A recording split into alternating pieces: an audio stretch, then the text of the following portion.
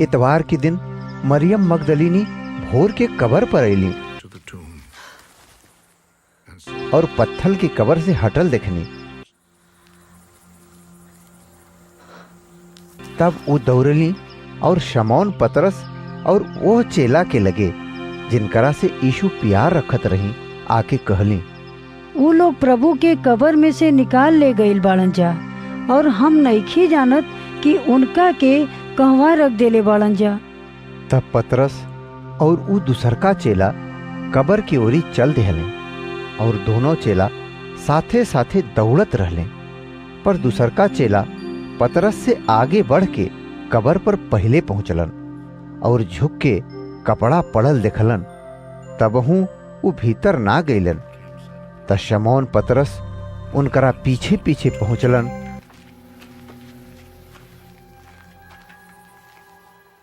और कब्र के भीतर गईलन और कपड़ा पड़ल देखलन और ऊ गमछी जोन उनकरा कपार में बांधल गईल रहल कपड़ा के साथे पड़ल ना रहलन पर अलगा एक जगह लपेटल देखलन। तब दूसरका चेला भी जवन कब्र पर पहले पहुंचल रहलन भीतर गईलन और देख के विश्वास कैलन। वो लोग तो अब तकले पवित्र शास्त्र के वो बात ना समझत रहे लोग कि वो मरला में से जी उठी हैं। तब ही चेला लोग अपना घरे लौट गए। पर मरियम रोते कब्र के लगे बाहर खड़ा रहली और रोवत रोवत कब्र की ओरी निहुरली। ऊ 2 गो सरक दूत के उज्जर कपड़ा पहनले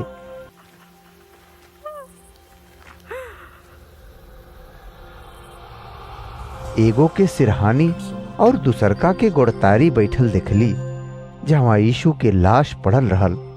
वो लोग उनकरा से कहलन, हे मेहरारू, तू काहे रोवताड़ू?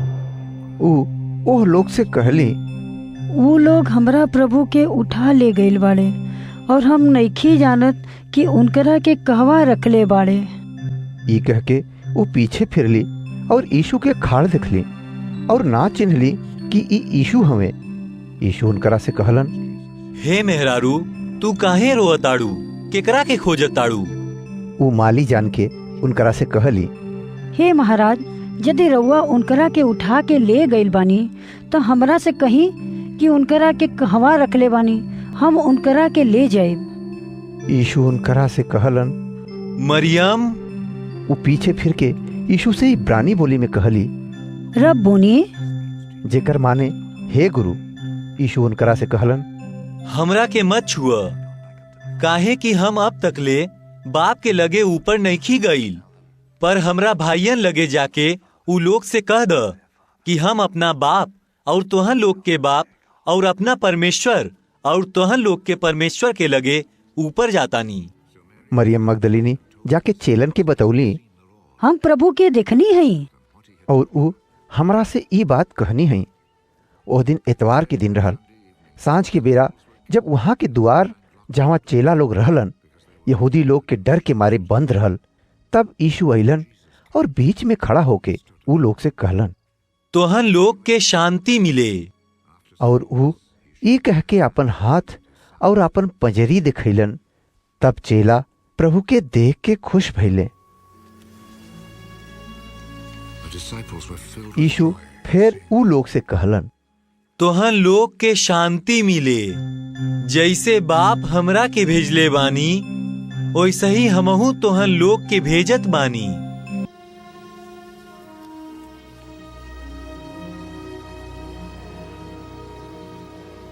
ई कह के ऊ वो लोग पर फूकलन और ऊ लोग से कहलन,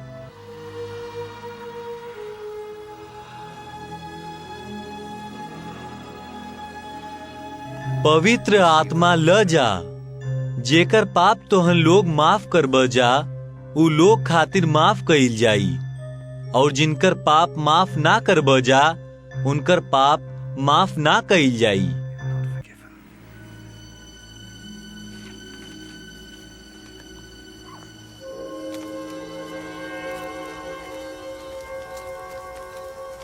पर 12 में से एगो चेला जेकर माने थोमा जे दिदुमुस कहालन, जब यीशु अइलन तो ऊ लोग के साथे ना रहलन।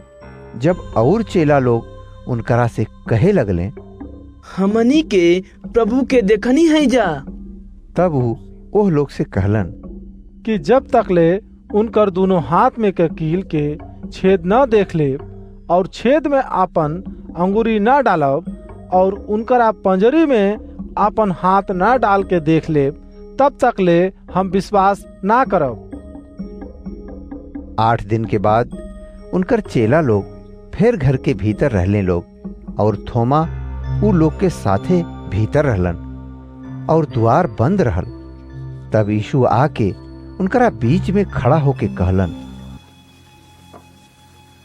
तोहन लोग के शांति मिले। तब वो थोमा से कहलन, आपन अंगूरी यहाँ लिया के हमरा दोनों हाथ के देख, और आपन हाथ लिया के हमरा पजरी में डाल, और अविश्वासी ना बाकी विश्वासी होख। ई सुन के थोमा जवाब देहलन, हे हमार प्रभु, हे हमार परमेश्वर। यीशु उनकरा से कहलन, तू तो हमरा के देख के विश्वास कैला हव। धन्य ऊ बा जे बिना देखले विश्वास करेला।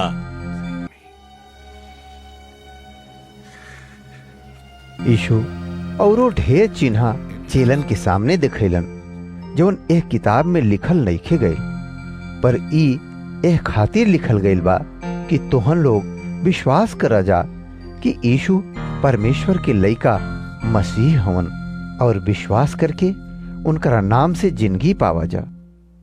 यह सब बात के बाद यीशु अपना के तिबिरियास झील के किनारे चेलन पर प्रगट कैलन, और एह रीत से प्रगट कैलन। शमौन पतरस, थोमा जमन दिदमुस कहालन, गलील के काना नगर के नतनएल जब्ती के लइका, और उनकर चेलन में से 2 गो और जन इकट्ठा भइल रहले।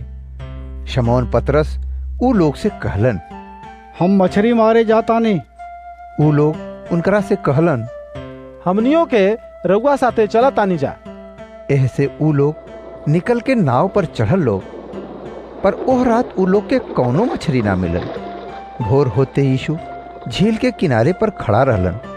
तब वहाँ चेला लोग ना चिन्हलन कि ई यीशु हुए।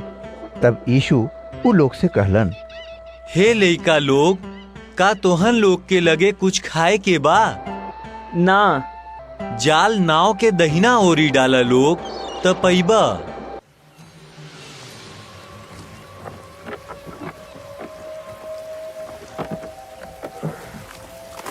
तब उ लोग जाल डालन,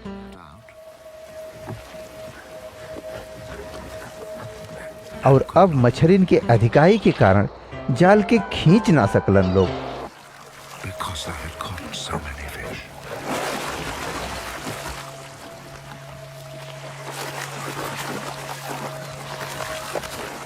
एह से उ चेला जिनकरा से यीशु प्यार रखत रहलन, पतरस से कहलन, ई त प्रभु हई। शमौन पतरस ई सुन के कि प्रभु हैं, कमर में जंघिया पहन लेहल, काहे कि उ नंगे रहलन, और झील में कूद पड़लन। पर और चेला लोग डेंगी पर मछरियन से भरल जाल खींचते आए लोग, काहे कि उ लोग किनारे से ज्यादा दूर ना रहलन लोग, पर कोनो 200 हाथ पर रहलन लोग। जब किनारे पर उतरले तो उ लोग कोयला के आगी और ऊपर मछली रखल और रोटी देखलन लोग।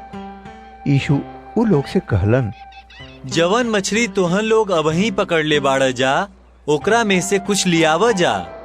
शमौन पतरस डेंगी पर चढ़ के 153 बड़का मछली से भरल जाल किनारे पर खींचलन, और इतना मछली होखला से भी जाल ना फाटल। यीशु उ लोग से कहलन, आवा जा और खा जा। और चेलन में से केहू के हिम्मत ना भइल कि उनकरा से कुछ पूछे रहुआ के हैं, काहे कि उ लोग जानत रहे कि हो न हो वहाँ के प्रभुए हैं। यीशु अइलन और रोटी लेके उ लोग के देहलन, और वैसे ही मछली भी। ई तीसरका बार हवे कि यीशु मरला में से जी उठला के बाद चेलन के दर्शन देहलन। खैला के बाद यीशु शमौन पतरस से कहलन, हे शमौन यूहन्ना के लइका, का तू ए से बढ़ के हमरा से प्यार रखेला?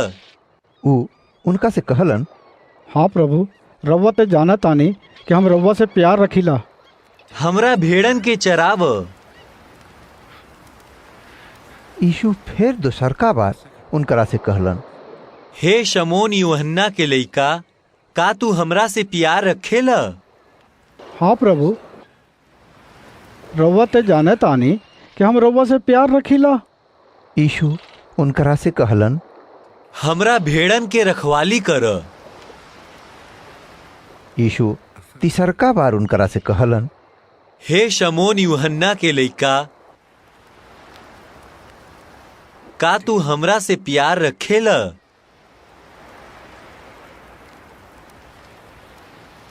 पतरस दुखी भइलन कि ऊ तीसरका बार ऐसन कहलन, का तू हमरा से प्यार रखेला?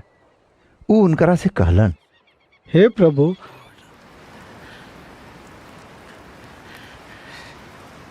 रउआ ते सब कुछ जानत आनी। रउआ ये जानत आनी कि हम रउआ से प्यार रखीला। यीशु उनकरा से कहलन, हमरा भेड़न के चराव।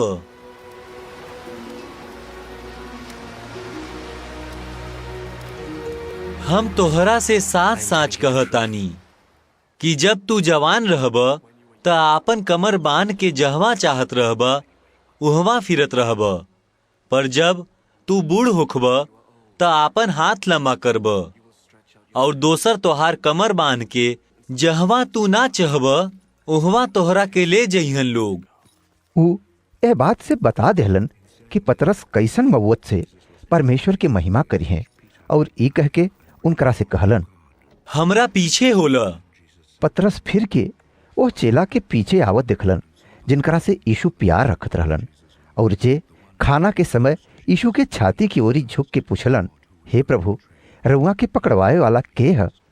उनकरा के देख के पतरस यीशु से कहलन, हे प्रभु, इनकर का हाल हुई? यीशु उनकरा से कहलन, यदि हम चाही कि ऊ हमरा आवे तक ठहरल रहस त तोहरा का काम? तू हमरा पीछे होला। ऐसे भाइयन में ई बात फैल गई कि ऊ चेला ना मरिहें। तबहू यीशु उनकरा से ई ना कहलन कि ई ना मरिहन, पर ई कि यदि हम चाही ई हमरा आवे तक ठहरल रहस त तोहरा ऐसे का काम?